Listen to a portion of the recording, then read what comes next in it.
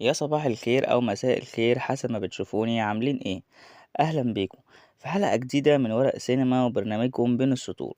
عارفين في نوعين من الممثلين كده لما تشوف اسمهم على الشاشة ما تبقاش عارف هو هيضحكك ولا هيعيطك، هيخليك تكره من كتر الشر، ولا هتحس ان هو اخوك وصاحبك واللي خايف عليه. الممثل ده هو أحمد رزق، الفنان المظلوم تحليليا حرفيا. كتير من الناس بتجهل إنها تجيب اسمه، لكن هو حرفيا ممثل شاطر وجميل جدا ومحبوب جدا.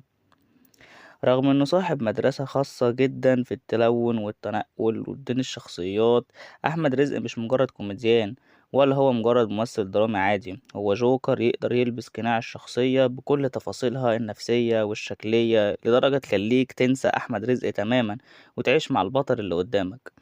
النهاردة وبين الأرشيف الطويل مليان مسلسلات وأفلام ناجحة، زي مثلا الرجل الآخر، سارة، خطوط حمراء، والبيت الرفاعي.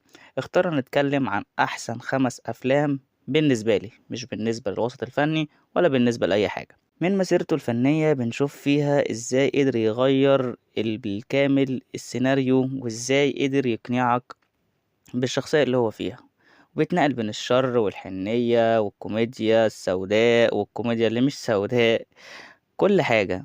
يلا بينا نفتح ملف ورق سينما. هنا لكل حكاية عمق، نقرأ ما بين السطور في السيناريو. نبدأ من سنة 2010 ومهمة صعبة جدا اسمها إعادة تقديم كلاسيكية من كلاسيكيات السينما المصرية، مسلسل العار.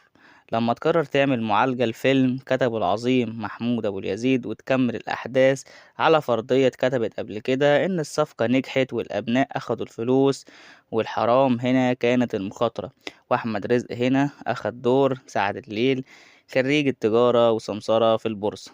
شوف ازاي رزق ولعب شخصيات الأخ الطماع.